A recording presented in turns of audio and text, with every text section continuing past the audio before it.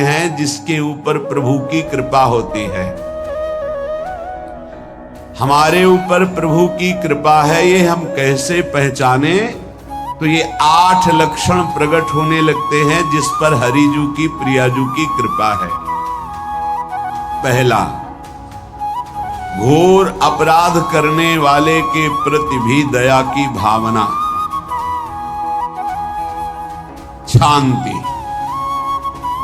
पहला लक्षण है। भाव में भी पहले शांत भाव है। हमारे ऊपर श्री हरिजू की कृपा है, इसकी पहचान ये 8 लक्षण। पहला, शांति, अर्थात घोर अपराधी के प्रति भी गुस्सा ना क्षमा करना, ये हरि की कृपा का लक्षण है। देख लो भाई, घोर अपराधी शब्द तो जाने दो, जरा सा प्रतिकूल हो जाए तो लाख समझाओ पर भ्रकुटी तनी रहती है। भला ऐसा है? अपराधी पर भी क्षमा का भाव होना, ये हरि कृपा पात्र में ही होगा, अन्य में नहीं। तो अगर अपने हृदय में ऐसा लगे कि ऐसा नहीं है तो हरिजू से प्रार्थना करनी चाहिए कि कृपा करो, मेरे में सामर्थ्य आवे। दूसरा, अनुसूया, वो किसी भी के प्रति कभी भी कोई दोष दर्शन ही नहीं करेगा। दोष कथन, दोष श्रवण की तो बात जाने दो। अनुसूया, दूसरों के गुणों में दोष ढूंढना ये नहीं होता, हरि कृपा पात्र में नहीं होता। ये सब भजन के नाश करने वाले हैं। जैसे पहला अपराधी पर क्रोध कर देना, तो माया ने भेजा इसीलिए था कि तुम्हारे साथ व्यवहार ऐसा करे कि तुम क्रोध करो। क्रोध करोगे तुम्हारी ऊर्जा शक्ति नष्ट हो जाएगी, अध्यात्म में जो चलने की थी। और कहीं तुमने संकल्प कर लिया तो भजन शक्ति नष्ट हो जाएगी। तो अगर भजन बल है तो गया, जरूर उसको दंड मिलेगा, पक्का मिलेगा, 100% मिलेगा, लेकिन आप खाली हो गए। ना भजन करने की वृत्ति रहेगी और ना भजन रहेगा, दोनों बात। अनुसूया, किसी के सद्गुणों में दोष देखना, गुणों में दोष ढूंढना, ये हरि कृपा पात्र में नहीं होता। ये बहुत मंगलमयी बातें हैं जिससे हमारा भजन मार्ग पुष्ट होता है। तीसरा, वो बाहर से और भीतर से पवित्र रहता है, हरि कृपा पात्र। शौचाचार का ज्ञान होना चाहिए, वस्त्र आपके पवित्र होने चाहिए, ये बाहरी जल रज आदि के द्वारा बाहरी पवित्रता, और निष्कपटता, निश्चलता, सत्य भाव, ये अंदर की पवित्रता है।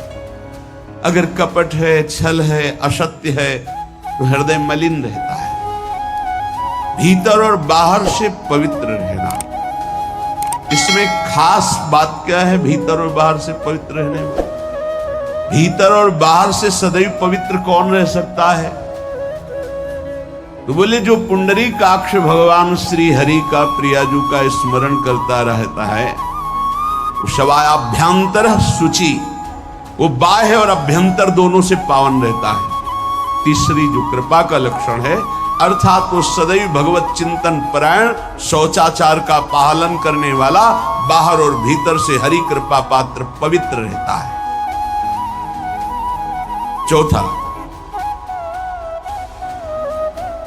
ऐसे कार्यों का अनुष्ठान न करे जिनमें हमारा भजन छूटता है, जिनमें सत्य छूटता है, जिनमें भगवत भाव छूटता है। जैसे आपके ऊपर कृपा हुई, आप भगवत मार्ग में चल रहे हैं, अब आप ऐसे सांसारिक कार्यों का अनुष्ठान कर रहे हैं जिनमें आपकी चित्तवृत्ति बिल्कुल भगवत विमुख हो रही, तो जीवन का लाभ क्या होगा?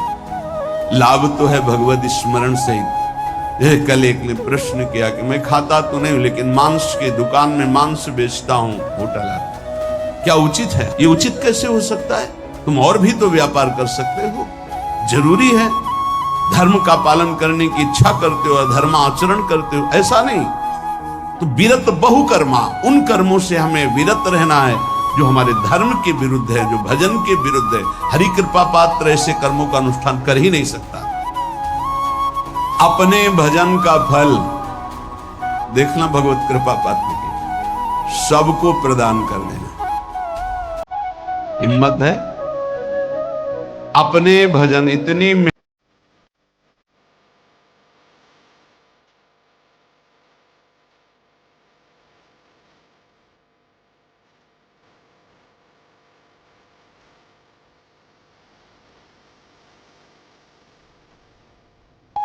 एक माला रोज आपके लिए करता हूं कि आपकी बीमारी ठीक रहे, तो शेष किसके लिए करते हो प्रभु?